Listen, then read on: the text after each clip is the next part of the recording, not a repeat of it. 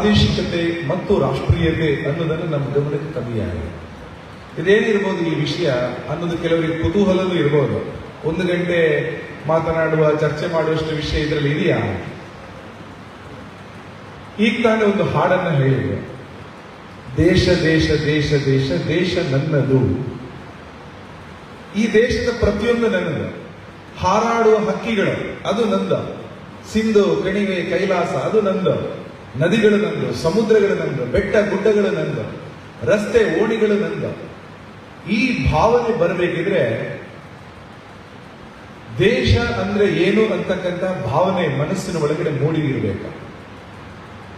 ಇವತ್ತಿನ social media ಮತ್ತು ಇನ್ಸ್ಟಾಗ್ರಾಮ್ನ ಅನೇಕ ಪ್ರಭಾವಕ್ಕೊಳಗಾದಂತಹ ಮಕ್ಕಳಿಗೆ ಅಷ್ಟು ಸುಲಭದಲ್ಲಿ ದೇಶದ ಎಲ್ಲವೂ ನನ್ನದು ಅಂತ ಅವರಿಗೆ ಅನಿಸೋದು ಸ್ವಲ್ಪ ಕಷ್ಟನೇ. ಅದಕ್ಕೆ ಪೂರಕವಾಗಿ ನಮ್ಮದೇ ದೇಶದ ಕೆಲವು ಜನರು ದೇಶವನ್ನ ಒಡಿತಕ್ಕಂಥ ಮಾತುಗಳನ್ನು ಹೇಳ್ತಕ್ಕಂಥ ನಾವು ಕೇಳ್ತಾ ಇರ್ತೀವಿ. ಕರ್ನಾಟಕದ ಒಳಗಡೆ ನಮಗೆ ಸರಿಯಾದ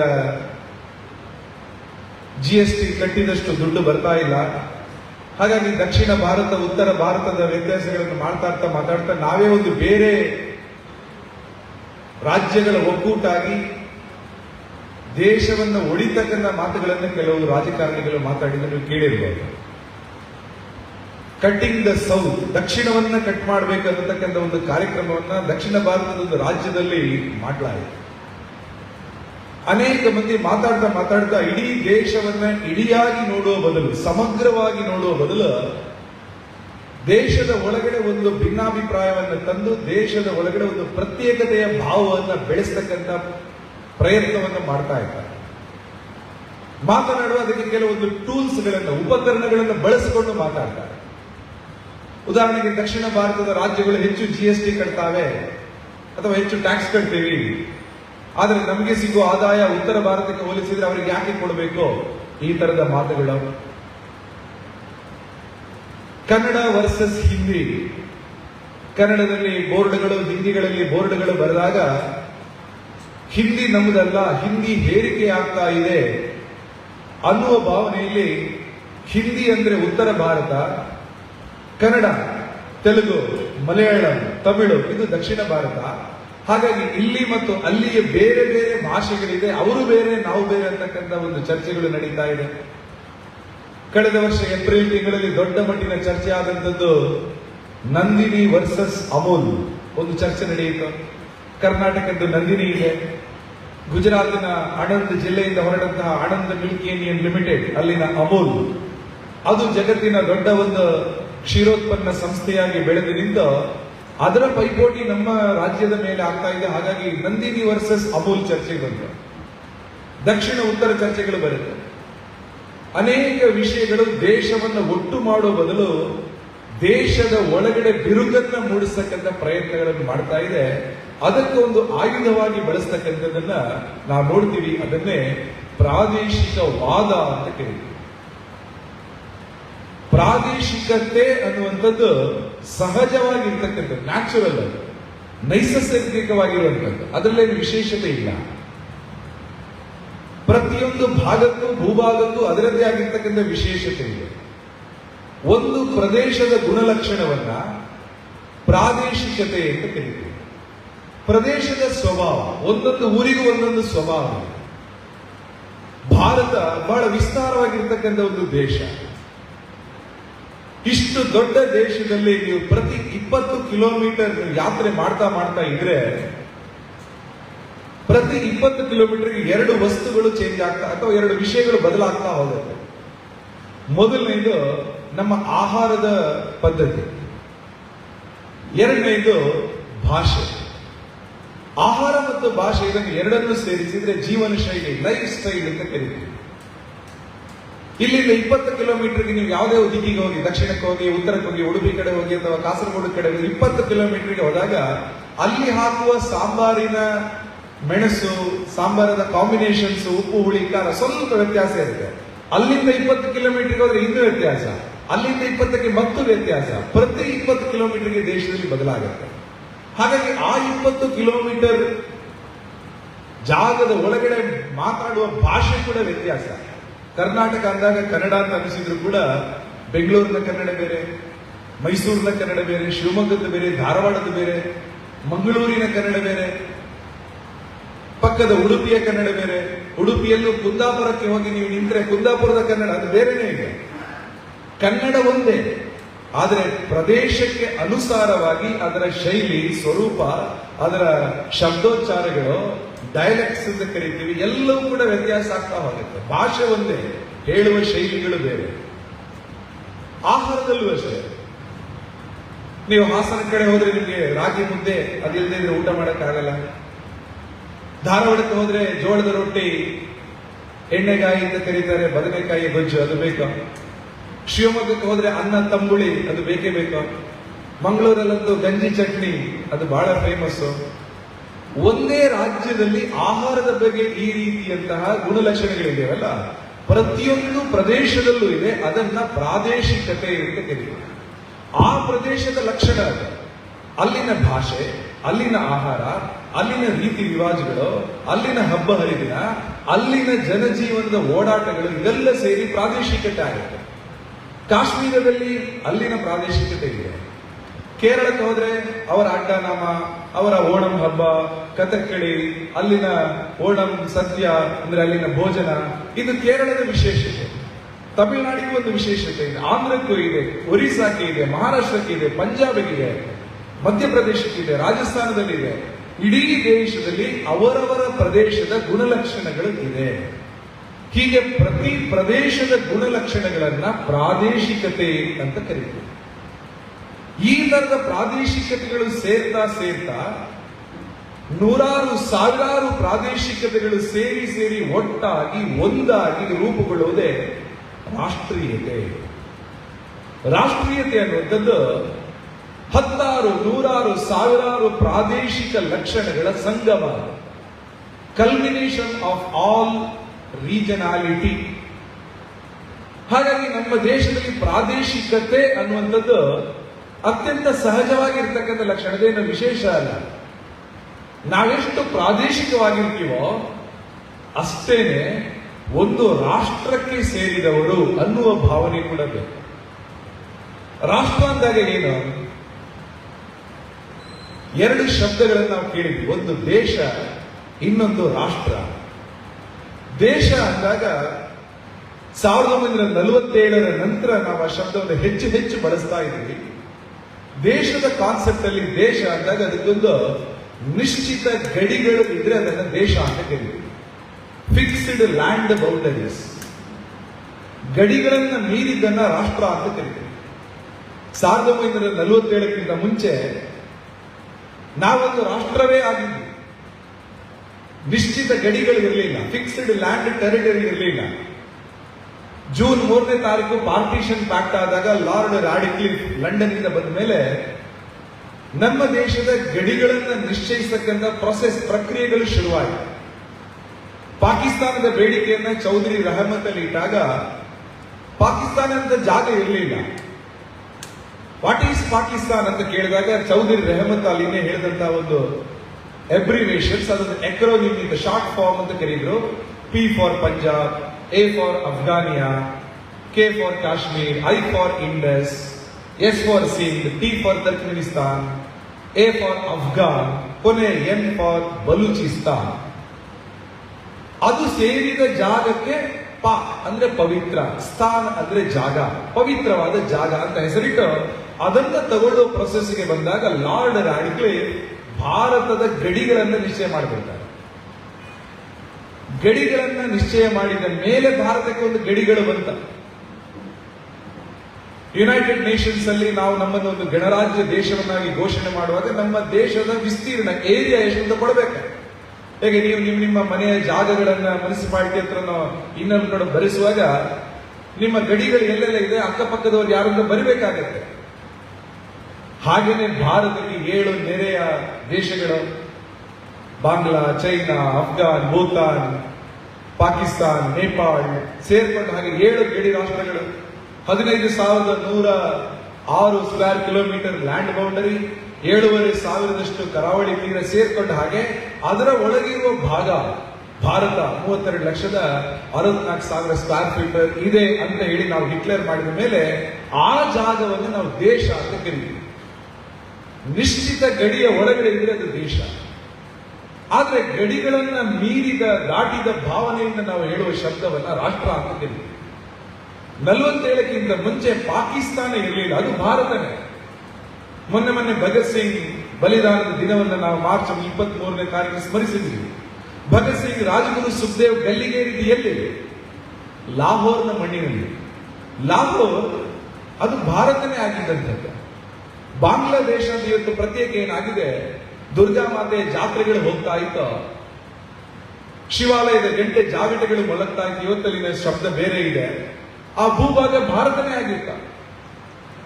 ಹಿಂದೆ ಬರ್ಮಾ ಅಂತ ನಾವೇನು ಕರಿತೀವಿ, ಬ್ರಹ್ಮದೇಶ, ಅಲ್ಲಿ ಲೋಕಮಾನ್ಯ ತಿಲಕರು ಒಳಗಡೆ ಕುತ್ಕೊಂಡು ಜೈಲಲ್ಲಿ ಗೀತಾ ರಹಸ್ಯವನ್ನು ಬರೆದಿದ್ರು. ಭಾರತದ ಸ್ವಾತಂತ್ರ್ಯ ಸಂಗ್ರಾಮ ಭಗವದ್ಗೀತೆಯ ಕರ್ಮ ಯೋಗದ ಮೇಲೆ ಆಧಾರಿತವಾಗಿದ್ದವರು ಬರೆದಿದ್ದಾಗ ಅವರಿದ್ದಂತಹ ಜೈಲು ಏನಿತ್ತು, ಮಾಂಡಲೈ ರಂಗೂನ್ ಜೈಲು, ಆ ಜೈಲು ಇದ್ದಂತಹ ಜಾಗ ಆ ಕಾಲದಲ್ಲಿ ಅದು ಭಾರತ. ಶ್ರೀಲಂಕಾ ನಮ್ಮ ದೇಶ, ಅಫ್ಘಾನಿಸ್ತಾನ ಭಾರತ ಆಗಿತ್ತು. ಹೀಗೆ ನೀವು ಸ್ವಲ್ಪ ಹಿಂದೆ 47ಕ್ಕಿಂತ ಹಿಂದೆ ಹೋಗ್ತಾ ಗಡಿಗಳನ್ನ ಮೀರಿದ ದೊಡ್ಡ ಭಾರತವನ್ನು ಕಂಡಾಗ ಅದನ್ನು ನಾವು ರಾಷ್ಟ್ರ ಅಂತ ಕರಿತೀವಿ. ಇಡೀ ರಾಷ್ಟ್ರದಲ್ಲಿ 4-5 ಅಂಶಗಳು ಸಮಾನ ಆಗಿವೆ. ಅದನ್ನ RSS ನ ಸಂಸ್ಥಾಪಕರು, ಫೌಂಡರ್ ಡಾಕ್ಟರ್ ಕೇಶವ್ ಬಲಿರಾಮ್ ಹೆಡ್ಗೇವಾರ್ ಬಹಳ ಸರಳವಾಗಿ ಹೇಳ್ತಾರೆ. ಸಮಾನ ಆಚಾರ, ಸಮಾನ ವಿಚಾರ, ಸಮಾನ ಸಂಸ್ಕೃತಿ, ಇವುಗಳನ್ನ ಒಂದು ಪ್ರದೇಶದಲ್ಲಿ ಜನರು ದೀರ್ಘಕಾಲದಿಂದ ನಡೆಸಿಕೊಂಡು ಬಂದ್ರೆ ಅದನ್ನ ಒಂದು ರಾಷ್ಟ್ರ ಅಂತ ಕರೀತಾರೆ. ಆ ಜನರ ಮಾನವೀಯ ಭಾವಗಳೇ ರಾಷ್ಟ್ರೀಯತೆ ಅಂತ ಅನಿಸುತ್ತೆ ಅಂತ ಅವ್ರು ಹೇಳ್ತಾರೆ. ಹಾಗಾಗಿ ರಾಷ್ಟ್ರ ಅಂದಾಗ ಗಡಿಗಳನ್ನ ಮೀರಿದ ಒಂದು ಭಾರತದ ಕಲ್ಪನೆ ನಮಗೆ ಬೇಕು. ಆ ಭಾವನೆ ಇವತ್ತು ಪಾಕಿಸ್ತಾನ, ಬಾಂಗ್ಲಾದೇಶ, ಅಲ್ಲಿ ಜನರ ಉಪಾಸನಾ ಪದ್ಧತಿ, ಪೂಜೆ ಮಾಡೋ ದೇವರ ವ್ಯತ್ಯಾಸ ಕೆಲವು ಕಡೆ ಆಗಿರಬಹುದು. ಆದ್ರೆ ನಮ್ಮ ಸಂಸ್ಕೃತಿ ಏನಿದೆ, ಗೋಪೂಜೆ, ನೆಲವನ್ನ ತಾಯಿ ತಂದ್ಕೊಡುವಂಥದ್ದು, ಈ ಎಲ್ಲವೂ ಕೂಡ ಅಲ್ಲೂ ಕೂಡ ಇದೆ. ಹೀಗೆ ಸಮಾನ ಆಚಾರ, ಸಮಾನ ವಿಚಾರಗಳಿಂದ ಒಂದು ಪ್ರದೇಶದ ಜನರು ಒಟ್ಟಾಗಿದ್ರೆ, ಇಡೀ ಅಖಂಡ ಭಾರತದ ಜನರು ಒಟ್ಟಾಗಿದ್ರೆ ಆ ಭಾವನೆಯನ್ನ ರಾಷ್ಟ್ರೀಯತೆ ಅಂತ ಕರೀತೀವಿ. ಹೀಗೆ ಒಂದು ಸಣ್ಣ ಪ್ರದೇಶದಲ್ಲಿರುವ ಲಕ್ಷಣ ಪ್ರಾದೇಶಿಕತೆ. ಆ ಥರ ಪ್ರಾದೇಶಿಕತೆಗಳು ಸೇರ್ತಾ ಸಮಾನ ಅಂಶಗಳಿಂದ ನಾವೆಲ್ಲರೂ ಒಂದೇ ಆಗಿದ್ರೆ ಆಗ ಅದನ್ನ ರಾಷ್ಟ್ರೀಯತೆ ಅಂತ ನಾವು ಕರಿತೀವಿ. ಹೀಗೆ ಪ್ರಾದೇಶಿಕತೆ ಮತ್ತು ರಾಷ್ಟ್ರೀಯತೆ ಅದು ಪರಸ್ಪರ ವಿರುದ್ಧ ಅಲ್ಲ. ನಾವು ಶಬ್ದಗಳನ್ನು ಹೇಳುವಾಗ ಪ್ರಾದೇಶಿಕತೆ ವರ್ಸಸ್ ರಾಷ್ಟ್ರೀಯತೆ ಅಲ್ಲ, ಪ್ರಾದೇಶಿಕತೆ ಮತ್ತು ರಾಷ್ಟ್ರೀಯತೆ. ಪ್ರಾದೇಶಿಕತೆ ವರ್ಸಸ್ ಅಂತ ಕೆಲವರು ಮಾಡ್ತಾ ಇದ್ದಾರೆ, ಅದು ತಪ್ಪು. ಪ್ರಾದೇಶಿಕತೆ ಮತ್ತು ರಾಷ್ಟ್ರೀಯತೆ ಅಲ್ಲ, ಪ್ರಾದೇಶಿಕತೆಯೇ ರಾಷ್ಟ್ರೀಯತೆಯ ಒಂದು ಅಡಿಗಲ್ಲು. ಅದಕ್ಕೋಸ್ಕರ ನಾವು ರಾಷ್ಟ್ರೀಯತೆ ಮತ್ತು ಪ್ರಾದೇಶಿಕತೆಯ ಸಮಾನ ಅರ್ಥಗಳನ್ನು ಹೇಳ್ಕೊಳ್ಬೇಕಾಗುತ್ತೆ. ಇವತ್ತಿನ ಅನೇಕ ಮಂದಿ ಆ ತರದ ಹೋರಾಟಗಾರರು ಅಂತ ಹೊರಗಡೆ ಯಾರು ತಮ್ಮನ್ನು ತಾವು ಪ್ರಾದೇಶಿಕ ಹೋರಾಟಗಾರರು ಅಂತ ಗುರುತಿಸಿಕೊಂಡಿದ್ದಾರೋ ಅವರ ಹೊಸ ನೆರೆಟಿವ್ಗಳಿಗೆ, ಅವರ ಕಥನಗಳಿಗೆ, ಅವರು ಹೇಳ್ತಕ್ಕಂಥ ಆರೋಪಗಳಿಗೆ ಬಲಿಯಾಗಿ ಕೆಲವರು ಭಾರತದ ಒಟ್ಟು ಅಖಂಡತೆಯನ್ನು ಅವರು ಕೂಡ ಪ್ರಶ್ನೆ ಮಾಡ್ತಾ ಇರ್ತಾರೆ. ಹೌದಲ್ಲ, ನಾವು ಕನ್ನಡಿಗರು ಹಿಂದಿಯನ್ನು ಹೇಳ್ತಾ ಇದ್ದಾರೆ, ನಾವು ಕನ್ನಡಿಗರು ಅಮೂಲ್ ಐಸ್ ಕ್ರೀಮ್ ನಾವು ತಿನ್ಬೇಕಾ, ನಾವು ಕನ್ನಡಿಗರು ನಮಗೆ ಹೊರಗಡೆ ಏನಾದ್ರೂ ಬೇಕಾ, ಈ ತರದ ಕೆಲವು ಮಾತುಗಳನ್ನು ಹೇಳ್ತಾ ಒಂದು ಒಕ್ಕೂಟ ವ್ಯವಸ್ಥೆ, ಫೆಡರಲ್ ಸಿಸ್ಟಮ್ ಅಲ್ಲಿ ನಮ್ಮ ಸಂವಿಧಾನ ಅಂಗೀಕರಿಸಿದ ಒಂದು ವ್ಯವಸ್ಥೆಯ ಆಧಾರದಲ್ಲಿ ಬದುಕುವುದನ್ನ ಅವರು ಧಿಕ್ಕರಿಸಿ ಹೊಸ ನೆರೆಟಿವ್ಗಳನ್ನ ಶುರು ಮಾಡ್ತಾ ಇಡೀ ಭಾರತದ ಏಕತೆಯನ್ನ ಭಂಗಪಡಿಸುವ ಪ್ರಯತ್ನವನ್ನ ಕೆಲವು ಕಡೆ ಮಾಡ್ತಾ ಇದ್ದಾರೆ. ಕೆಲವು ರಾಜಕಾರಣಿಗಳಿದ್ದಾರೆ, ಕೆಲವು ಸಿನಿಮಾ ನಟರು ಇದ್ದಾರೆ, ಕೆಲವು ಬುದ್ಧಿಜೀವಿಗಳು, ಚಿಂತಕರು ಇರ್ತಾರೆ. ಅಲ್ಲಲ್ಲ ಅವರು ಇದೇ ಮಾತನ್ನ ಹೇಳ್ತಾರೆ, ಅವರು ಬೇರೆ ನಾವು ಬೇರೆ, ಆರ್ಯ ದ್ರಾವಿಡ, ನಾವು ದ್ರಾವಿಡರು ದಕ್ಷಿಣದಲ್ಲಿ, ಅವರು ಆರ್ಯರು ಆಕ್ರಮಣ ಮಾಡಿದ್ರು. ಆರ್ಯ ಆಕ್ರಮಣವಾದವನ್ನ ಯಾರು ಪ್ರೊಫೆಸರ್ಗಳು JNUನಿಂದ ಕುಳಿತುಕೊಂಡು ಮಂಡನೆ ಮಾಡಿದ್ರು, ರೋಮಿಲಾ ಥಾಪರ್ ಸೇರ್ಕೊಂಡ ಹಾಗೆ ಅನೇಕ ಮಂದಿ ಅದರ ಸತ್ಯಾಂಶ ಬಯಲಾದ ಮೇಲೆ ಸುಮ್ಮನಾಗಿದ್ದಾರೆ. ಲೋಥಾಲ್, ಕಾಲಿಗಂಬನ್ ಮೊದಲಾದ ಅನೇಕ ಸ್ಥಳಗಳಲ್ಲಿ ಉತ್ಖನನಗಳ ಎಕ್ಸ್ಕವೇಷನ್ ಆದ್ಮೇಲೆ Indo Aryan invasion theory it is a myth, ಅದು ಸುಳ್ಳು ಅಂತ ಪ್ರೂವ್ ಆದ ಮೇಲೆ ಅವ್ರು ಯಾರು ಮಾತಾಡ್ತಾ ಇಲ್ಲ. ಆದ್ರೆ ಆ ಹಳೆ ಕಥೆಗಳನ್ನ, ನೆರೆಟಿವ್ಗಳನ್ನು ಇಟ್ಕೊಂಡೇ ಈಗಲೂ ಕೂಡ ಆರ್ಯರು ಆಕ್ರಮಣ ಮಾಡಿದವರು, ನಾವು ದ್ರಾವಿಡರು. ಅದಕ್ಕೋಸ್ಕರ ಮೈಸೂರಲ್ಲಿ ಚಾಮುಂಡಿ ಪೂಜೆ ನಡೀತಾ ಇರುವಾಗ ದ್ರಾವಿಡನಾಗಿದ್ದಂತ ಮಹಿಷ, ಅವನಿಗೋಸ್ಕರ ಬೇರೆ ಒಂದು ಉತ್ಸವ ಬೇಕು, ಮಹಿಷ ದಸರಾ ಅಂತ ಶುರುವಾಗಿದೆ, ನೀವೆಲ್ಲ ಕೇಳಿರಬೇಕು. ಹೀಗೆ ಅನೇಕ ಹೊಸ ಹೊಸ ಪ್ರಕಾರಗಳು ಅಲ್ಲಿ ಎಷ್ಟರ ಮಟ್ಟಿಗೆ ಶುರುವಾಗಿದೆ ಅಂದ್ರೆ, ಕಳೆದ ವರ್ಷದ ಅವರ ಕರಪತ್ರದಲ್ಲಿ ಪಾಂಪ್ಲೆಟ್ ಎಲ್ಲ 50ನೇ ವರ್ಷ ಅಂತ ಹಾಕ್ಬಿಟ್ಟೆ. ಶುರುವಾಗಿ 3 ವರ್ಷ ಆಗಿದೆ, ಸುಳ್ಳಿಗೆ ಮತ್ತೊಂದು ಸೇರಿಸಿ ಒಂದು ನೇರ 50, ಮುಂದಿನ ವರ್ಷ 51 ಆಗ್ತಾರೆ ಅವರು, 51 ವರ್ಷದಿಂದ ಇದೆ ಅಂತ. ಹೀಗೆ ಒಂದೊಂದನ್ನೇ ಶುರು ಮಾಡ್ತಾ ರಾಷ್ಟ್ರೀಯತೆಯ ಮೂಲ ಭಾವಕ್ಕೆ ಪೆಟ್ಟು ಕೊಡ್ತಕ್ಕಂಥ ಒಂದು ಅಂಶವನ್ನು ಅವರು ತರ್ತಾರೆ.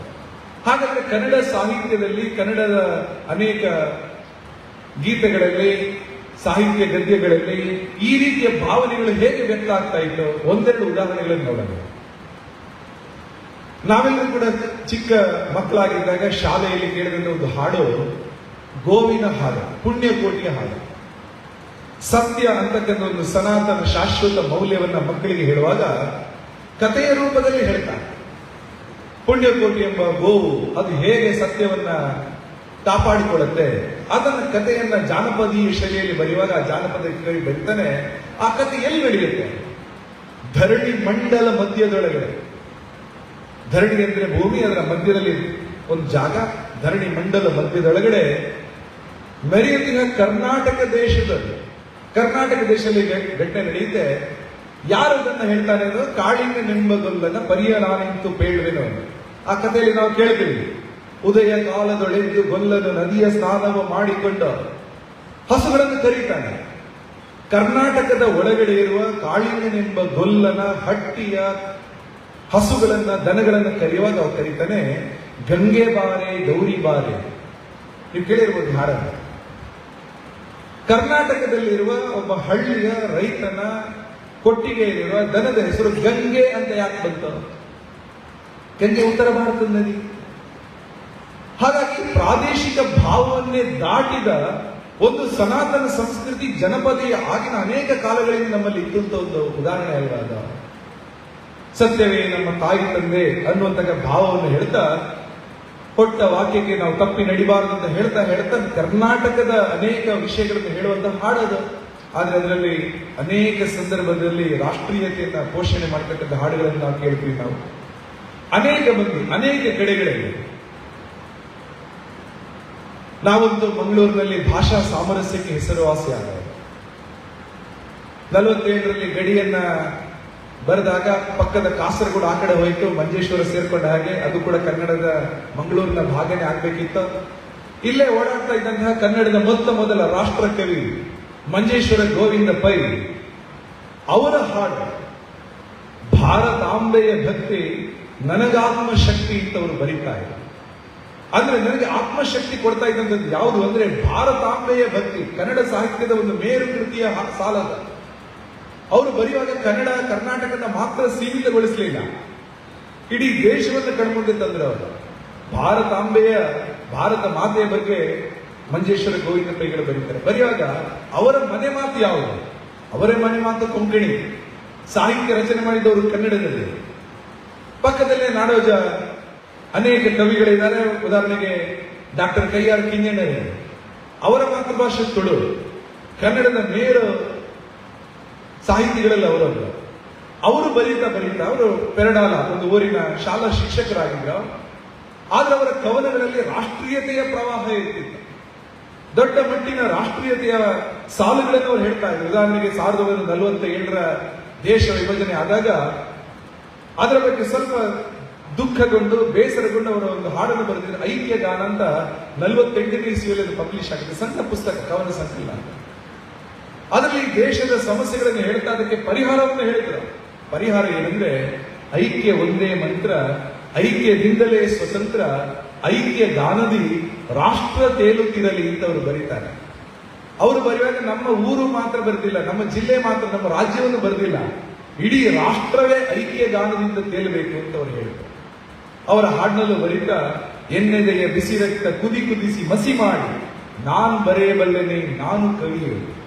ನನ್ನ ಎದೆಯ ರಕ್ತವನ್ನು ಬಗೆದು ದೇಶಕ್ಕೋಸ್ಕರ ಸಾಹಿತ್ಯವನ್ನು ರಚನೆ ಮಾಡ್ತೀನಿ. ಮೊನಚಾದ ಕಿವಿಯ ಬಲಿತವಾದ ಲೇಖನಿ ಬೇಕು. ಆ ಲೇಖನಿಗೆ, ಪೆನ್ನಿಗೆ ಇಂಕ್ ಯಾವುದು ಅಂದ್ರೆ ನನ್ನ ಎದೆಯ ರಕ್ತ ಅಂತ ದೇಶದ ಬಗ್ಗೆ ಅವರು ವರ್ಣನೆ ಮಾಡ್ತಾರೆ. ಪಕ್ಕದಲ್ಲೇ ಕೊಡಗಿದೆ. ಕೊಡಗಿನ ಹಾಡನ್ನು ಬರೀತಾ ಪಂಜೆ ಮಂಗೇಶ್ ರಾಯರವರು ಬರೀತಾರೆ, ಎಲ್ಲಿ ಭೂರಮೆ ದೇವ ಸನ್ನಿಧಿ ಬಯಸಿ ದಿಮ್ಮನೆ ಬಂದಳೋ ನಮ್ಮ ಕೊಡಗಿನ ಜಮ್ಮದ. ಹೀಗೆ ಭೂಮಿ ತಾಯಿಯನ್ನು ಕಲ್ಪನೆ ಮಾಡಿಕೊಂಡು ಕೊಡಗಿನ ವೈಭವವನ್ನು ವರ್ಣನೆ ಮಾಡ್ತಾ ಈಗಲೂ ಕೂಡ ಕೊಡಗಿನ ನಾಡಗೀತೆ ಅಂತ ಅದನ್ನು ಕರೀತಕ್ಕಂಥ ಸ್ಥಿತಿಯಲ್ಲಿ ಆ ನಾಡಗೀತೆಯನ್ನು ನಾನು ನೋಡ್ತೀನಿ. ಈ ಕಡೆಯಿಂದ ಕೂಡ ಅನೇಕ ಕವಿಗಳು, ಅದು ಕಡೆಗೆ ಒಂದು ಶಂಕರ ಭಟ್ರು ಇರ್ಬೋದು, ಇತ್ತೀಚೆಗೆ ತೀರಿಕೊಂಡಂತಹ ಪ್ರೊಫೆಸರ್ ಅಮೃತ ಸೋಮೇಶ್ವರ್ ಇರ್ಬೋದು, KT ಗಟ್ಟಿಯವರ್ ಇರ್ಬೋದು, ಇವರೆಲ್ಲರೂ ಕೂಡ ಬರೆಯುವಾಗ ರಾಷ್ಟ್ರೀಯತೆ ವಿಷಯಗಳ ಬಗ್ಗೆ ಬರೀತಾರೆ. ದೇಶ ಪ್ರಥಮ ಅಂತ ಬರೀತಾರೆ.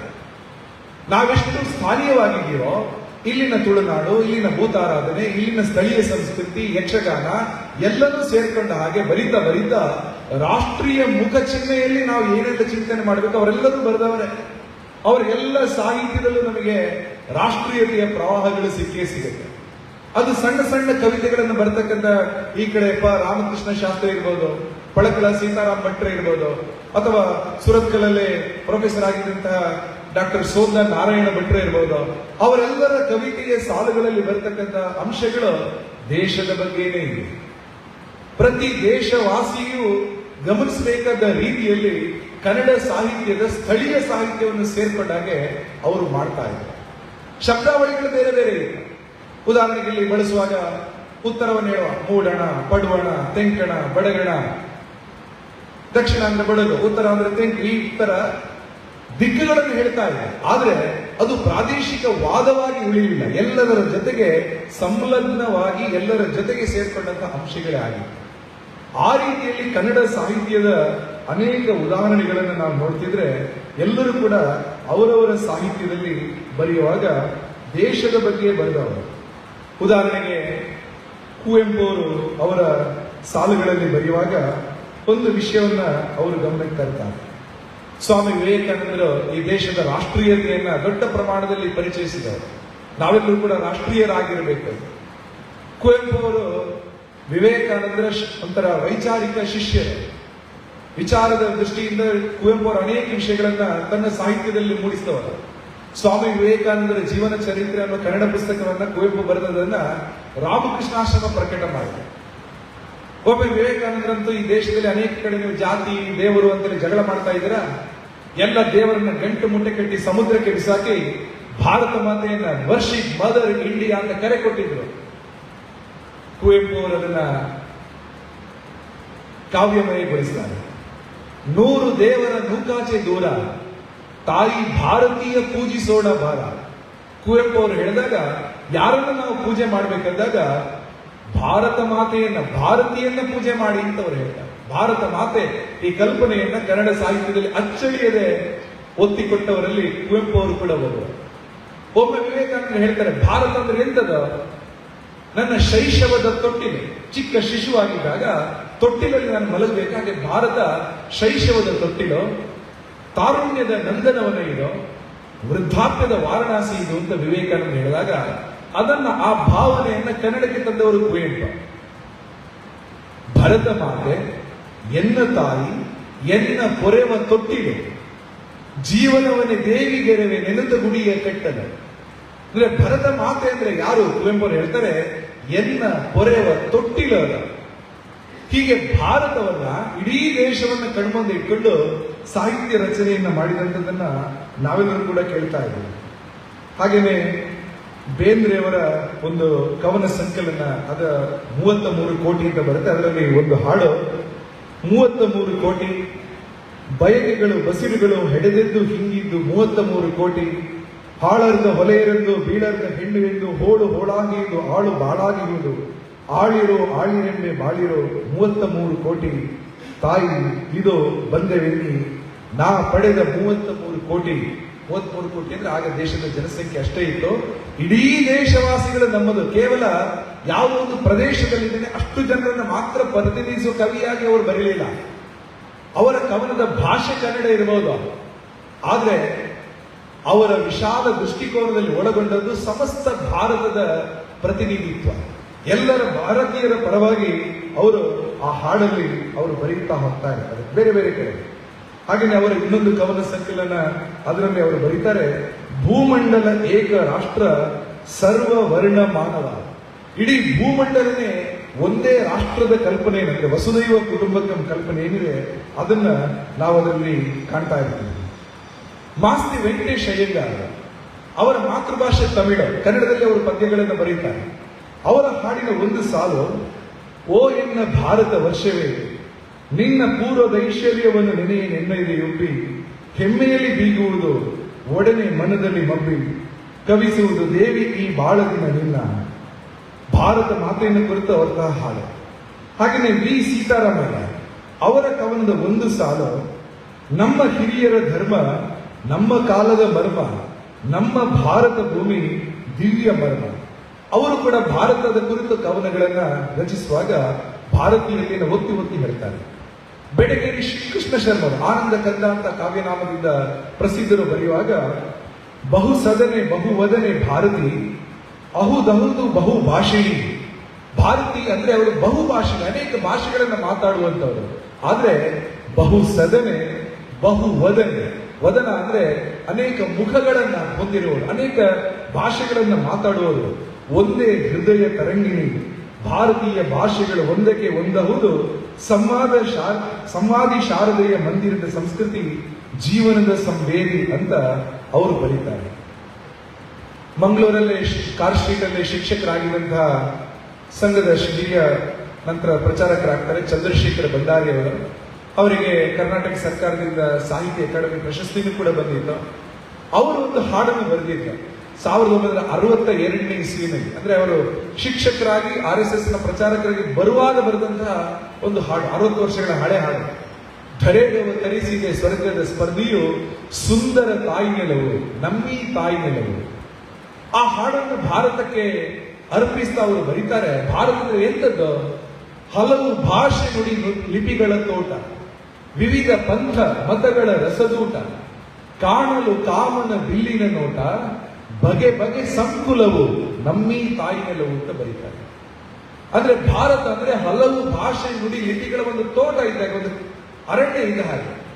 ಒಂದೇ ರೀತಿಯಂತ ಗಿಡಗಳಲ್ಲ. ನೀವು ಕಬ್ಬು ಬೆಳೆಸುವಾಗ, ಭತ್ತ ಬೆಳೆಸುವಾಗ, ಅಡಿಕೆ ತೋಟ ಬೆಳೆಸುವಾಗ ಒಂದೇ ರೀತಿಯ ಏಕ ಬೆಳೆಗಳಿರುತ್ತೆ, ಮೋನೋಕಲ್ಚರ್. ಅದಲ್ಲ, ಅನೇಕ ಬಗೆ ಬಗೆಗಳು, ದೊಡ್ಡ ಮರ ಇದೆ, ಚಿಕ್ಕ ಮರ ಇದೆ, ಪೊದರುಗಳಿದೆ, ಗಿಡಗಳಿದೆ, ಹುಲ್ಲುಗಳಿದೆ, ಎಲ್ಲವೂ ಸೇರಿದ ಒಂದು ಹಲವು ಭಾಷೆ ವಿವಿಧ ಲಿಪಿಗಳ ಒಂದು ದೊಡ್ಡ ತೋಟ ಇದ್ದ ಹಾಗೆ. ಅನೇಕ ಸಂಕುಲಗಳು, ಸಮುದಾಯಗಳಿದೆ.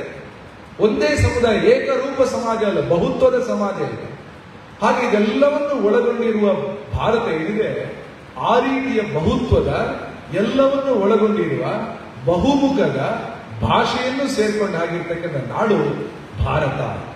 ಹಾಗಾಗಿ ಎಷ್ಟು ಪ್ರಾದೇಶಿಕವಾಗಿ ನಾವಿರ್ತೀವೋ ಅಷ್ಟೇ ರಾಷ್ಟ್ರೀಯವಾಗಿ ಇರ್ತೀವಿ ಅಂತ ಹೇಳ್ತಾರೆ.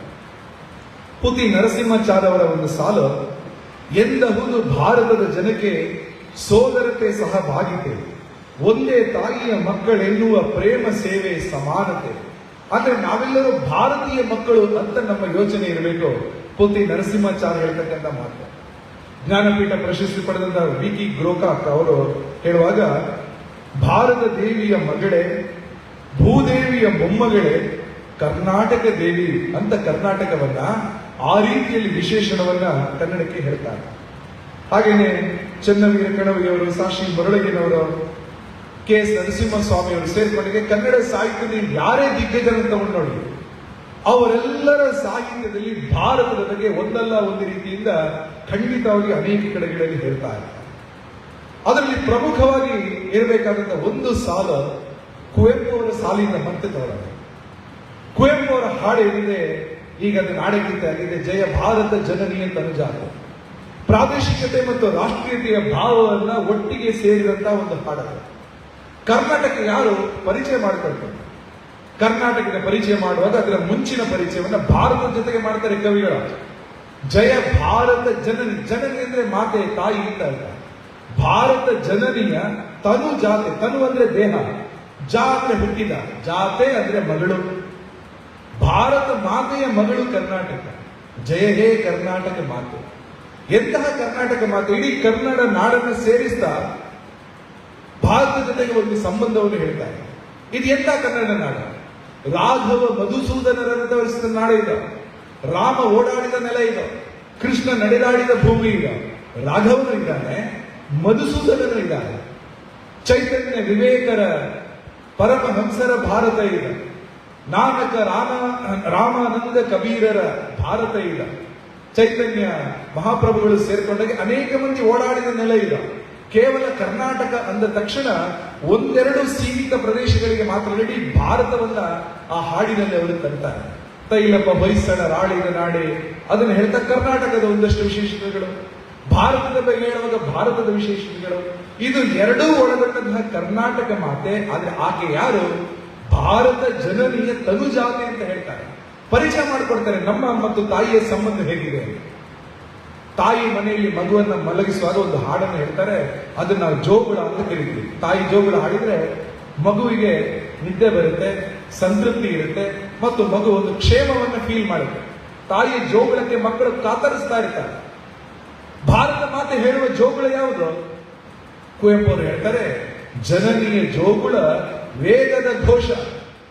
4 ವೇದಗಳ ನಾಡಿದ ಆ ವೇದಗಳ ಘೋಷ ಏನಿದೆ, ಭಾರತ ಮಾತೆ ಕರ್ನಾಟಕದ ಮಗುವನ್ನ ಮಲಗಿಸುವಾಗ ಹೇಳತಕ್ಕಂತಹ ವೇದದ ಸಾಲುಗಳು. ತಾಯಿಯ ಜೋಗುಳ, ವೇದವನ್ನ ಜೋಗುಳಕ್ಕೆ ಹೋಲಿಸಿ ತಾಯಿ ಭಾರತಿ, ಕರ್ನಾಟಕ ಮಗಳು, ವೇದದ ಜೋಗುಳದ ಮೂಲಕ ಕರ್ನಾಟಕಕ್ಕೆ ಜೋಗುಳವನ್ನು ಹಾಡ್ತಾರೆ.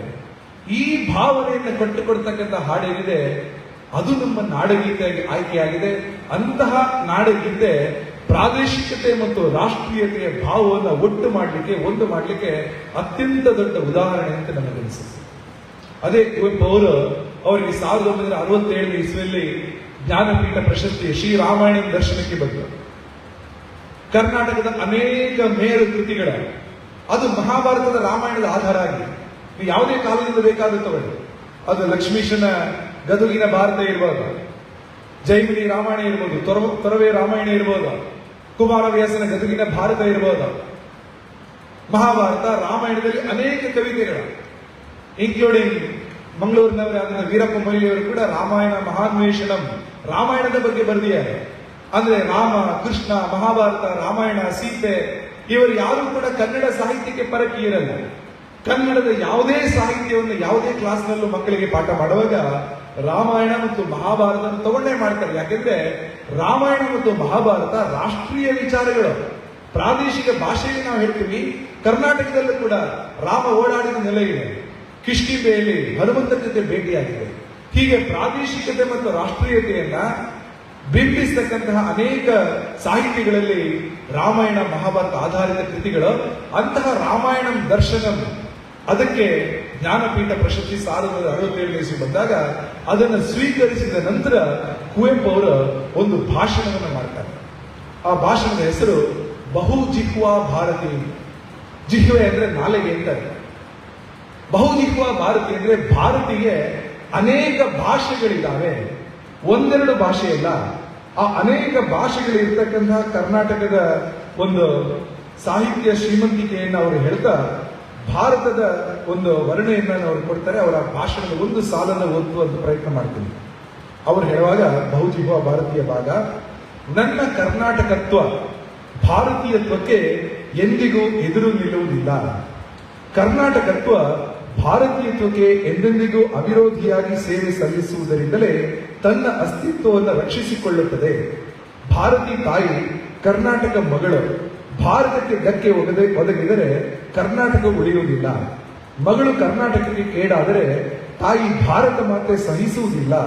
ಪರಸ್ಪರ ಕ್ಷೇಮ ರಕ್ಷಣೆಯಿಂದಲೇ ಸರ್ವರ ಕ್ಷೇಮವು ರಕ್ಷಿತವಾಗುತ್ತದೆ.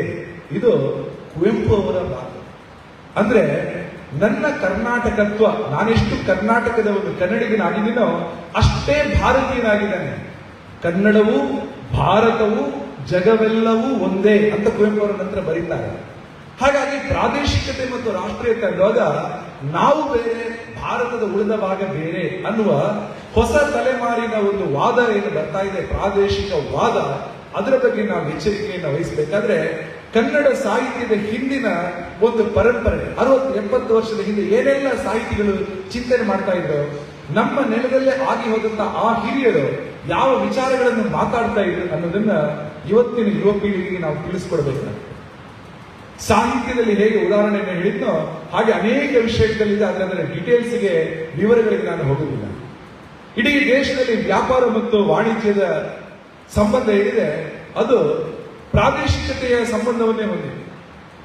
ಕಳೆದ ವರ್ಷ ವಾರಣಾಸಿಗೆ ಒಂದು ಕಾರ್ಯಕ್ರಮಕ್ಕೆ ಹೋದಾಗ, ವಾರಣಾಸಿ ಅಂದ್ರೆ ಕಾಶಿ, ಉತ್ತರ ಪ್ರದೇಶದಲ್ಲಿ, ಅಲ್ಲಿನ ಕಾರ್ಯಕರ್ತರು ಅಲ್ಲಿ ಬನಾರಸ್ ಸಿಲ್ಕ್ ಸಾರಿ ಮಾಡ್ತಕ್ಕಂಥ ಮನೆಗಳಿಗೆ ಕರ್ಕೊಂಡು ಹೋದ್ರು. ಒಂದು ಮನೆಯಲ್ಲಿ ಕೂರಿಸಿದ್ರು, ಎದುರುಗಡೆ ಸೀರೆ ಮಾಡ್ತಾ ಇದ್ರು.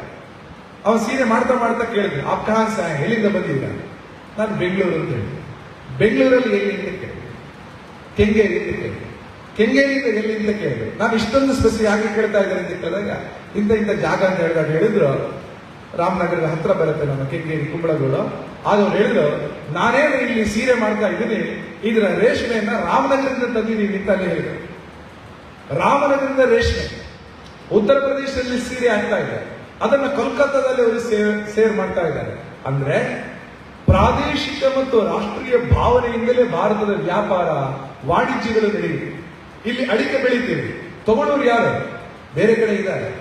ಇಲ್ಲಿ ಗೇರು ಬೀಜ ಕ್ಯಾಶ್ಯೂ ನಟ್ಗಳಾಗುತ್ತೆ, ಅದರ ಕಸ್ಟಮರ್ಸ್ ಹೊರಗಡೆ ಇರ್ತಾರೆ. ಹೊರಗಡೆ ತಗೊಳ್ಳೋದನ್ನ ಇಲ್ಲಿ ನಾವು ಬಳಸ್ತೀವಿ. ಇಲ್ಲಿ ಬೆಳೆಯೋದು ಇನ್ನೊಂದು ಕಡೆ ಬೆಳೆಯೋದು ನಮ್ಮಲ್ಲಿ. ಹೀಗೆ ಪ್ರತಿ ಕ್ಷೇತ್ರದಲ್ಲೂ ಭಾರತದಲ್ಲಿ ಆ ಕೊಡುಕೊಳ್ಳುವಿಕೆಯ ಸಂಬಂಧ ಇದ್ದೇ ಇದೆ. ಹಾಗಾಗಿ ವ್ಯಾಪಾರ ವಾಣಿಜ್ಯಕ್ಕೆ ನಾವು ಪ್ರಾದೇಶಿಕತೆ ಮತ್ತು ರಾಷ್ಟ್ರೀಯತೆಯ ಸಂಬಂಧ ನಿಂತ್ಕೊಂಡ್ರೆ ನಾವು ನೋಡ್ತಾ ಇದ್ದೀವಿ. ಶಿಕ್ಷಣದಲ್ಲೂ ಅಷ್ಟೇ, ನಾವು ಓದ್ತಕ್ಕಂಥ ಅನೇಕ ವಿಷಯಗಳಲ್ಲಿ ಏನು ಓದ್ತಾ ಇದ್ದೀವಿ ಅದನ್ನು ಇಲ್ಲಿನವರೇ ಮಾಡಿದ್ದಲ್ಲ, ಬೇರೆ ಬೇರೆ ಪ್ರದೇಶದಿಂದ ಕೊಡುಗೆಯನ್ನು ಕೊಟ್ಟವರು, ಟಾಗೋರ್, ಕೋಲ್ಕತ್ತಾದವರು, ಅವರ ವಿಚಾರಗಳನ್ನು ನಾವು ಇಲ್ಲಿ ಓದ್ತೀವಿ. ಗುಜರಾತ್ನಲ್ಲಿ ಬೆಳೆದಂತಹ ಸರ್ದಾರ್ ಪಟೇಲ್ ಅವರ ಮಾತುಗಳನ್ನು ನಾವಿಲ್ಲಿ ಓದ್ತೀವಿ. ಹೀಗೆ ಬೇರೆ ಬೇರೆ ಪ್ರದೇಶಗಳಲ್ಲಿ ಆಗಿ ಹೋದಂತಹ ಜನರು, ಅವರ ವಿಚಾರ, ಅವರ ಸಂಸ್ಕೃತಿ, ಅವರ ಅನೇಕ ಸಂಗತಿಗಳನ್ನು ನಾವು ಓದುವಾಗ ಪ್ರಾದೇಶಿಕತೆಯನ್ನ ಮೀರಿದ ಶಿಕ್ಷಣ ವ್ಯವಸ್ಥೆಯನ್ನ ನಾವು ರೂಪುಗೊಳಿಸಿದ್ದೀವಿ. ಹಾಗೆಯೇ ಕ್ರೀಡೆ, ಈ ದೇಶದ ಒಟ್ಟು ಕ್ರೀಡಾ ಜಗತ್ತೇನಿದೆ ಅದಕ್ಕೆ ದೇಶದ ಎಲ್ಲಾ ಕಡೆಗಳಿಂದಲೂ ಬರ್ತಾರೆ. ಇಡೀ ದೇಶವನ್ನು ಒಗ್ಗೂಡಿಸುವಂತದ್ದು ಕ್ರೀಡೆ.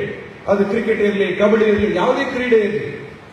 ಕ್ರಿಕೆಟ್ ಮ್ಯಾಚ್ ಆಡುವಾಗ ಯಾವುದೋ ಒಬ್ಬ ಸಿಕ್ಸರ್ ಹೊಡೆದ್ರೆ, ಬೌಂಡರಿ ಹೊಡೆದ್ರೆ ಭಾರತದ ಫ್ಲಾಗ್ ಹಾರಾಡುತ್ತೆ. ಅವನ ಊರು ಯಾವುದು ಎಂತವನು ಅಂತ ಕೇಳಲ್ಲ. ಮೊನ್ನೆ ಯಾವುದೋ ಒಂದು ಕ್ರಿಕೆಟ್ ಟೀಮ್ RCB ಗೆದ್ದಾಗ ಕೆಲವರು ಅವರ ಜಾತಿಗೆ ಸಮೀಕರಣ ಮಾಡಿ ಅಲ್ಲಿನ ಕ್ರೀಡಾಳುಗಳನ್ನು ತೋರಿಸಿದ್ರೆ ಪ್ರಾದೇಶಿಕತವಾದಿಯ ಸಂಕುಚಿತ ರೂಪಕ್ಕೆ ಹೋಗ್ತಾವೆ, ಇಂಥವರೇ ಅಂತ. ಇಡೀ ದೇಶದ ಪ್ರಜ್ಞೆ ಬಂದಾಗ ನಮಗೆ ಕ್ರೀಡೆ ಒಂದು ರಾಷ್ಟ್ರೀಯ ಹಬ್ಬ. ಯಾರು ಬೇಕಾದ್ರೆ ಆಡ್ಲಿ. ಚೆಸ್ ನಲ್ಲಿ ಪ್ರಜ್ಞಾನಂದ ಭಾರತಕ್ಕೆ ಮೆಡಲ್ ತರ್ತಾನೆ, ನಾವೆಲ್ಲರೂ ಹೆಮ್ಮೆಯಿಂದ ಭಾರತೀಯ ಅಂತ ಅಂದ್ಕೊಳ್ತೀವಿ. ವಿಶ್ವನಾಥನ್ ಆನಂದ್ ವಿಶ್ವನಾಥ ವರ್ಲ್ಡ್ ಚಾಂಪಿಯನ್ ಆದಾಗ ಯಾವ ರಾಜ್ಯ ಅಂತ ನಾವು ನೋಡುವುದಿಲ್ಲ. ಹೀಗೆ ಕ್ರೀಡೆ ಅಂದಾಗ ಭಾರತವನ್ನ ರೆಪ್ರೆಸೆಂಟ್ ಮಾಡುವ ಒಂದು ರಾಷ್ಟ್ರೀಯ ಭಾವನೆಯಿಂದಲೇ ನಾವು ನೋಡ್ತೀವಿ. ಹಾಗೆಯೇ ಸಿನಿಮಾ, ಅನೇಕ ಕಲೆ ಪ್ರಕಾರಗಳು, ಸಂಸ್ಕೃತಿಯ ಬಿಂದುಗಳು ಅದು ಇದೆ. ಹಾಗೇನೆ ಒಬ್ಬರು ಹಿರಿಯರು ಹೇಳ್ತಾರೆ, ಭಾರತದಲ್ಲಿ ಈವನ್ ಕೆಲವು ನಂಬಿಕೆಗಳು ಅಂತ ಏನಿದೆ ಅದು ಇಡೀ ದೇಶದಲ್ಲಿ ಒಂದೇ ಇದೆ, ಭಾಷೆ ವ್ಯತ್ಯಾಸ ಆದ್ರೂ ಕೂಡ.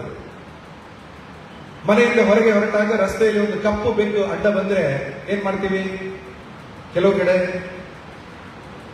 ಅದಕ್ಕೇನೋ ಪರಿಹಾರ ಇದೆ, ಕೆಲವರದ್ದು ಒಂದೊಂದು ರೀತಿಯದ್ದು. ಬಟ್ ಕಪ್ಪು ಬೆಕ್ಕು ಅಥವಾ ಬೆಕ್ಕು ಅಡ್ಡ ಬಂದ್ರೆ ಸಮಥಿಂಗ್ ಏನೋ ಒಂದು ಇದೆಯಲ್ಲ, ಇದು ಇಡೀ ದೇಶದಲ್ಲಿ. ಪಂಜಾಬ್ ಅಲ್ಲೂ ಇದೆ, ಟ್ರಕ್ ಡ್ರೈವರ್ ಬಂದ್ರೆ ಇನ್ನೊಂದು ಟ್ರಕ್ ಅಥವಾ ಇನ್ನೊಂದು ಆಚೆ ಹೋಗಿದ ಗಾಡಿ ತೆಗೆಯೋದಿಲ್ಲ. ಭಾಷೆ ಬೇರೆ, ಜಾಗ ಬೇರೆ, ಪ್ರದೇಶ ಬೇರೆ, ಭಾವನೆ ಒಂದೇ ಇದೆ. ನಾವು ಪರಸ್ಪರ ಕೂತಿದ್ದೀವಿ, ಕೈ ಒಬ್ಬರದ್ದು ಇನ್ನೊಬ್ಬರಿಗೆ ಟಚ್ ಅಂದ್ರೆ ಏನ್ ಮಾಡಲ್ಲ, ಆದ್ರೆ ಕಾಲು ಟಚ್ ಆದ ತಕ್ಷಣ ನಾವು ನಮಸ್ಕಾರ ಮಾಡ್ತೀವಿ. ಎಂತ ಕಡೆನೂ ಮಾಡ್ತೇವೆ. 5 ಸ್ಟಾರ್ ಹೋಟೆಲ್ಗಳಲ್ಲಿ ಕೋಟು ಸೂಟು ಹಾಕಿ ಬಂದವರು ಕೂಡ ಕಾಲು ಟಚ್ ಆದ್ರೆ ಅವರು ನಮಸ್ಕಾರ ಮಾಡ್ತಾರೆ. ಎಂತ ಇಂಗ್ಲಿಷ್ ಮೀಡಿಯಂನಲ್ಲಿ ಕಲಿತು ಬಂದಿದ್ರು ಕೂಡ ಕಾಲು ಇನ್ನೊಬ್ಬರದ್ದು ಟಚ್ ಆಗ ನಮಸ್ಕಾರ ಮಾಡಬೇಕನ್ನೋ ಭಾವನೆ ಏನಿದೆ ಅದು ಇಡೀ ದೇಶದಲ್ಲಿದೆ. ಹೀಗೆ ಈ ತರದ ಸಣ್ಣ ಸಣ್ಣ ಸಂಗತಿಗಳೇನಿದೆ ಅದು ರಾಷ್ಟ್ರ ಮಟ್ಟದಲ್ಲಿ ಒಂದಾಗಿರುವುದನ್ನು ನಾವು ನೋಡ್ತೀವಿ. ಅದನ್ನೇ ಪ್ರಾರಂಭದಲ್ಲಿ ಹೇಳಿದ್ದು, ಸಮಾನ ಆಚಾರ ವಿಚಾರಗಳು ನಮ್ಮ ದೇಶದ ರಾಷ್ಟ್ರೀಯತೆಗೆ ಒಂದು ಕೈಗನ್ನಡಿಯೇ ಹೌದು. ಹಾಗೆಯೇ ಸ್ಥಳ ನಾಮಗಳು ಅಂತ ಇದೆ, ಜಾಗಕ್ಕೆ ಹೆಸರಿಡುವಂತ. ಒಂದೊಂದು ಊರಿಗೆ ಹೆಸರಿಡುವಾಗ ರಾಷ್ಟ್ರೀಯತೆಯನ್ನ ಕಳ್ಕೊಂಡು ಇಟ್ಕೊಂಡು ಹೆಸರು ಮಾಡ್ತೀವಿ. ಉದಾಹರಣೆಗೆ ನಾನು ಬೆಂಗಳೂರಿನ ಕೆಲವು ಉದಾಹರಣೆಗಳನ್ನು ಕೊಟ್ಟರೆ, ಬೆಂಗಳೂರಲ್ಲಿ ಇಂದಿರಾನಗರ ಅಂತ ಇದೆ. ಇಂದಿರಾ ಗಾಂಧಿ ಅವರು ಬೆಂಗಳೂರಿನವರಲ್ಲ, ಆದ್ರೆ ಇಂದಿರಾನಗರ ಅಂತ ಹೆಸರಿದೆ. ರಾಜಾಜಿನಗರ ಅಂತ ಬೆಂಗಳೂರಲ್ಲಿ ದೊಡ್ಡ ಏರಿಯಾ ಇದೆ. ಚಕ್ರವರ್ತಿ ರಾಜಗೋಪಾಲಾಚಾರ್ಯ ಅವರ ಹೆಸರಲ್ಲಿ ಅವರು ಬೆಂಗಳೂರಿನವರಲ್ಲ, ರಾಜಾಜಿನಗರ ಅಂತ ಇದೆ. ಸದಾಶಿವನಗರ ಅಂತ ಇದೆ. ಮಂಗಳೂರಿನ ಕಾರ್ನಾಡ್ ಸದಾಶಿವರಾಯರ ಹೆಸರಲ್ಲಿ ಸದಾಶಿವನಗರ ಅಂತ ಇದೆ. ಜೆಪಿ ನಗರ ಅಂತ ಇದೆ. ಜಯಪ್ರಕಾಶ್ ನಾರಾಯಣ್ ಅವರು ಬಿಹಾರದವರು, ಅವರ ಹೆಸರಿನಲ್ಲಿ ಜೆಪಿ ನಗರ ಅಂತ ಇದೆ. ಹೀಗೆ ಒಂದೊಂದು ಕಡೆ ಮಂಗಳೂರಲ್ಲಿ MG ರೋಡ್ ಅಂತ ಇದೆ, ಮಹಾತ್ಮ ಗಾಂಧಿ ರಸ್ತೆ. ಗಾಂಧೀಜಿಯವರು ಎಲ್ಲಿ ಅವರು? ಮಂಗಳೂರಿನವರಲ್ಲ, ಅವರ ಹೆಸರು ನಾವಿಟ್ಟಿದ್ದೀವಿ. ಹಂಪನಕಟ್ಟೆಯಲ್ಲಿ ಒಂದು ದೊಡ್ಡ ಪ್ರತಿಷ್ಠಿತ ಆಡಿಟೋರಿಯಂ ಇದೆ, ರವೀಂದ್ರ ಕಲಾಭವನ ಅಂತ ಅದರ ಹೆಸರು. ರವೀಂದ್ರನಾಥ್ ಠಾಗೋರ್ ಹೆಸರಲ್ಲಿ ಇದೆ. KMC ಹಾಸ್ಪಿಟಲ್ ಇದೆ, ಕಸ್ತೂರ್ಬಾ ಮೆಡಿಕಲ್ ಕಾಲೇಜ್, ಕಸ್ತೂರ್ಬಾ ಹೆಸರಲ್ಲಿಂದ ಬಂತ. ಹೀಗೆ ನೀವು ಪ್ರತಿಯೊಂದನ್ನು ನೀವು ನೋಡಿದಾಗ ರಾಷ್ಟ್ರೀಯತೆ ಅಂಶಗಳನ್ನು ನಾವು ಅಲ್ಲಲ್ಲಿ ಕಾಣ್ತೀವಿ. ಇಲ್ಲಿ ಬೆಸೆಂಟ್ ಕಾಲೇಜ್ ಅಂತ ಮಂಗಳೂರಲ್ಲಿ, ಅನ್ನಿ ಬೆಸೆಂಟ್ ಅವರ ಸ್ಮರಣಾರ್ಥ ಇದೆ. ಅನ್ನಿ ಬೆಸೆಂಟ್ ಅವರಲ್ಲಿ ಅವರ ಪುತ್ತೂರಿನಲ್ಲಿ ವಿವೇಕಾನಂದ ಕಾಲೇಜ್ ಅಂತ ಒಂದು ಸಂಸ್ಥೆ ಇದೆ. ವಿವೇಕಾನಂದ ಇಲ್ಲಿ ಅವರ ಪುತ್ರಿಗೆ ಬಂದಿದ್ದಾರೆ. ಇಡೀ ದೇಶದಲ್ಲಿ ಈ ತರ ಸ್ಥಳ ನಾಮಗಳ, ಜಾಗಕ್ಕೆ ಹೆಸರು, ವೃತ್ತಕ್ಕೆ ಹೆಸರು, ಕಟ್ಟಡಗಳಿಗೆ ಹೆಸರು, ಸಂಸ್ಥೆಗಳಿಗೆ ಹೆಸರು, ದೇಶದ ಎಲ್ಲ ಹಳ್ಳಿಗಳಲ್ಲಿ ಸ್ವಾಮಿ ವಿವೇಕಾನಂದ ಕ್ರೀಡಾ ಮಂಡಳಿ ಅಂತ ಇದೆ, ಸ್ಪೋರ್ಟ್ಸ್ ಕ್ಲಬ್ ಅಂತ ಇದೆಲ್ಲ ನಾವು ಕೇಳಿರ್ಬೋದು. ಇದೆಲ್ಲವೂ ಕೂಡ ಆಗುವಂಥದ್ದು ಆ ರಾಷ್ಟ್ರೀಯ ಭಾವನೆ ಇದ್ದಾಗಲೇ. ರಾಷ್ಟ್ರೀಯ ಭಾವನೆ ಇದ್ದಾಗ ದೇಶದ ಎಲ್ಲವೂ ನಮ್ಮದೇ, ದೇಶ ನನ್ನದು, ಸಿಂಧು ಕಣಿವೆ ಕೈಲಾಸ ಎಲ್ಲವೂ ನನ್ನದು ಅಂತ ಅನಿಸುತ್ತೆ. ರಾಷ್ಟ್ರೀಯತೆಯ ಭಾವ ಆ ತರ ಇರಬೇಕು. ತೀರ್ಥಯಾತ್ರೆ ಮೂಲಕ ದೇಶ ಒಂದಾಗಿದೆ. ಇವತ್ತು ಅಯೋಧ್ಯೆಯಲ್ಲಿ ರಾಮಲಲ್ಲಾ ಪ್ರಾಣ ಪ್ರತಿಷ್ಠಾಪನೆಯನ್ನ ಜನವರಿ 22ನೇ ತಾರೀಕು ಮಾಡಿದಾಗ ಕೇವಲ ಅಯೋಧ್ಯೆಯ ಜನರು ನಮ್ಮೂರಿನ ದೇವಸ್ಥಾನಕ್ಕೆ ನೋಡಿ, ಇಡೀ ಜಗತ್ತು ನೋಡ್ತಾರೆ, ಇಡೀ ಭಾರತ ನೋಡುತ್ತಾರೆ. ಅಲ್ಲಿಗೆ ಭಾರತದ ಬೇರೆ ಬೇರೆ ರಾಜ್ಯಗಳಿಂದ ಬಂದ ಉಡುಪಿಯ ಒಬ್ಬರು ಸಂತರು ಅಲ್ಲಿನ ಪ್ರಾಣ ಪ್ರತಿಷ್ಠೆಯನ್ನು ನೆರವೇರಿಸಿದ್ರ. ಗುಜರಾತಿಂದ ಬಂದಂತಹ ವ್ಯಕ್ತಿ ಅದರಲ್ಲಿ ಸಾಕ್ಷೀಕರಿಸಿದ್ರ.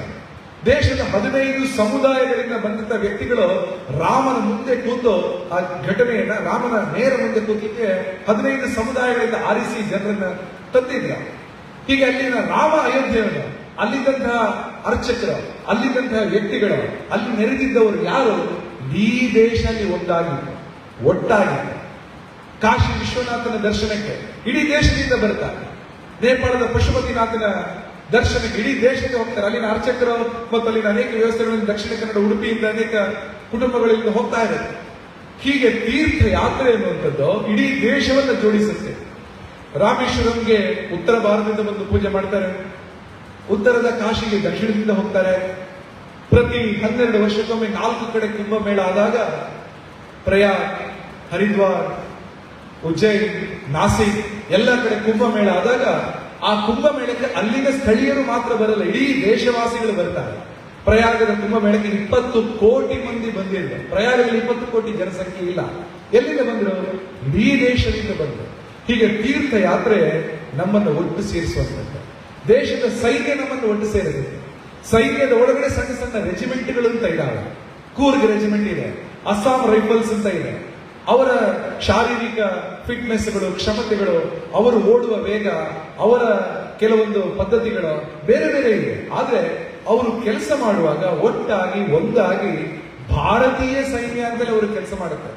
ಸೈನ್ಯದ ಒಳಗಡೆ ನಾವು ಇಂಥ ಊರಿಂದ ಬಂದವರು, ಇಂಥ ಜಾಗದಿಂದ ಬಂದವರು ಅಂತ ಇಲ್ಲ. ಇಡೀ ದೇಶ ಕಣ್ಮುಂದೆ ಬಂದು ಸೈನ್ಯ ಒಂದಾಗುತ್ತೆ. ಸೈನ್ಯದ ಒಳಗಡೆ ಯಾವುದೇ ಘಟಕಗಳಿರ್ಬೋದು, ಬಾರ್ಡರ್ ಸೆಕ್ಯೂರಿಟಿ ಫೋರ್ಸ್ ಇರ್ಬೋದು, ಸೆಂಟ್ರಲ್ ಇಂಡಸ್ಟ್ರಿಯಲ್ ಸೆಕ್ಯೂರಿಟಿ ಫೋರ್ಸ್ ಇರ್ಬೋದು, ಎಲ್ಲಾ ಕಡೆನೂ ಅವರು ಒಟ್ಟಾಗಿ ಕೆಲಸ ಮಾಡ್ತಾರೆ. ಹೀಗೆ ಒಟ್ಟಾಗುವ ಕೆಲಸವನ್ನ ಪೊಲೀಸ್ ವ್ಯವಸ್ಥೆಗಳು ಮಾಡುತ್ತೆ.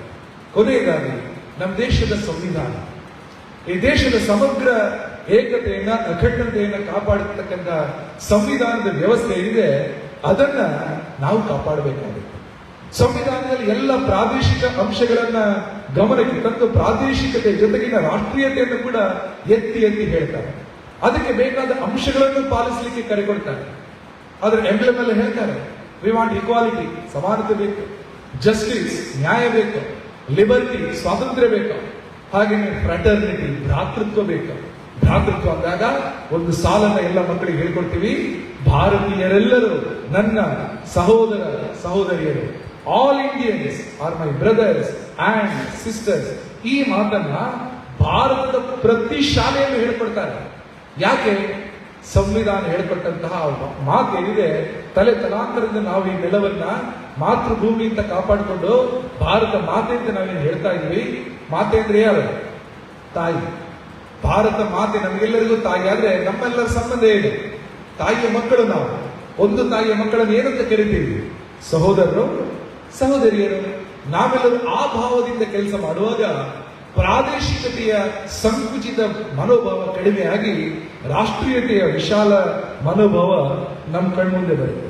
ಹಾಗಾಗಿ ನಾವು ಗಮನಿಸಬೇಕಾದ ಕೆಲವು ಸೂಕ್ಷ್ಮ ಸಂಗತಿಗಳನ್ನ ಈಗಾಗಲೇ ಪ್ರಾರಂಭದಲ್ಲಿ ಹೇಳಿದ್ದೀನಿ.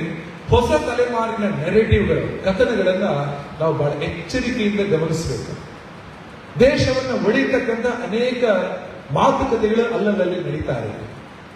ಕಾಂತಾರ ಸಿನಿಮಾ ಸಿಕ್ಕಾಪಟ್ಟೆ ಯಶಸ್ವಿ ಆದಾಗ ಆ ಯಶಸ್ಸಿನ ಸಂದರ್ಭದಲ್ಲಿ ಒಬ್ಬ ಸಿನಿಮಾ ನಟ ಹೇಳ್ಬಿಟ್ರು,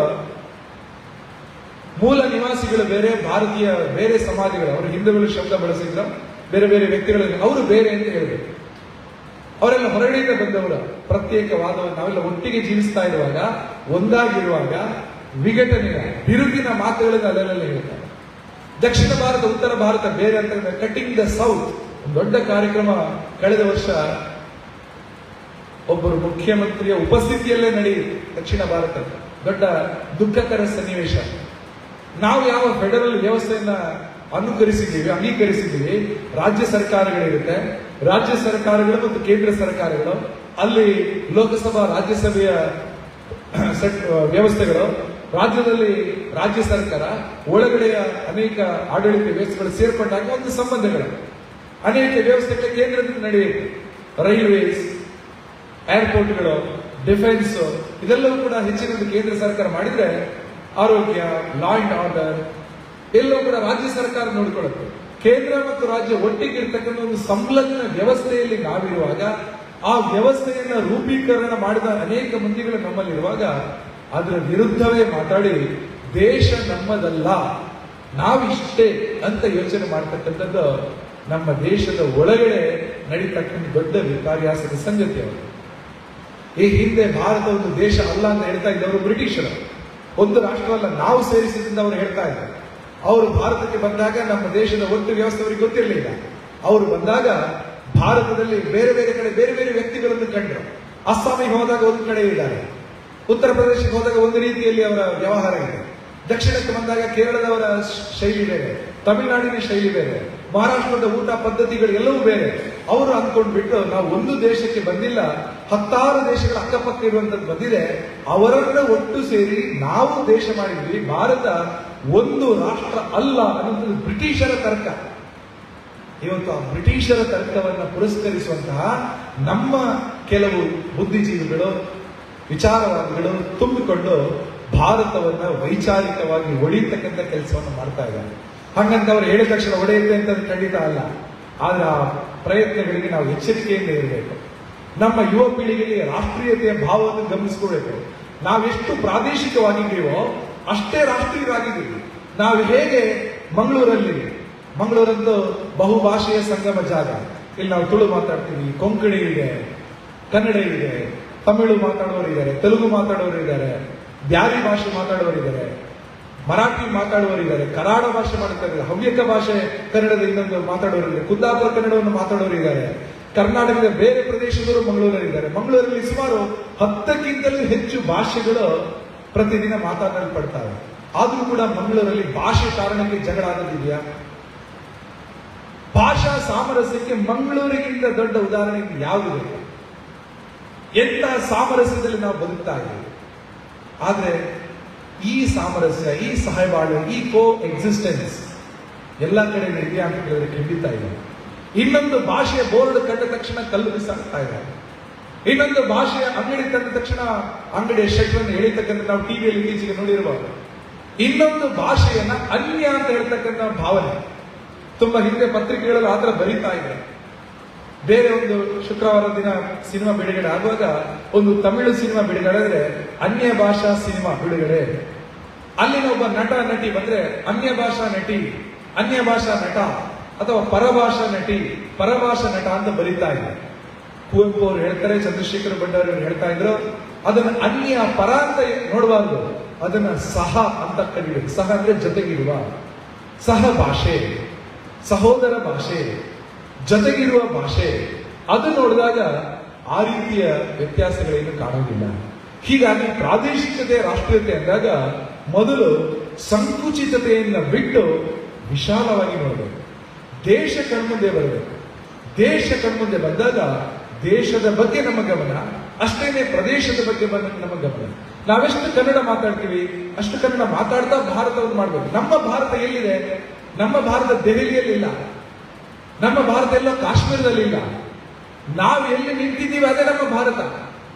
ನಮ್ಮ ಭಾರತ ನಮ್ಮ ಕಾವೂರಿನಲ್ಲೇ ಇದೆ, ನಮ್ಮ ಬಳ್ಳಾರ್ದಾಗಲ್ಲೇ ಇದೆ, ನಮ್ಮ ಮಂಗಳೂರು ಮಂಡಗುಡ್ಡದಲ್ಲೇ ಇದೆ. ನಾವೆಲ್ಲಿ ನಿಂತಿದ್ದೀವಿ ಅದೇ ನಮ್ಮ ಭಾರತ.